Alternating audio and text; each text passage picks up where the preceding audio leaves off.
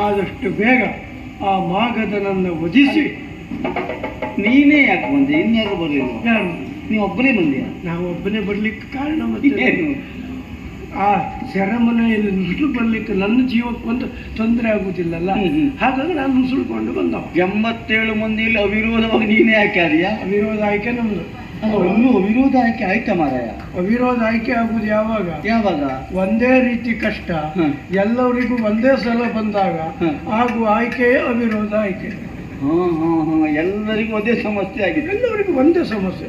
ಹಾಗಾಗಿ ಆ 87 ಮಂದಿ ಅರಸು ಮಕ್ಕಳ ಅನುವರ್ತಿಯಾಗಿ ಈಗ ನಿಮ್ಮಲ್ಲಿ ಕೇಳ್ಕೊಳ್ತೇನೆ, ಏನು ಆದಷ್ಟು ಬೇಗ ಮಾಗಧ ವಧೆ ಪ್ರಸಂಗವನ್ನು ಮುಗಿಸ್ಕೊಡಿ.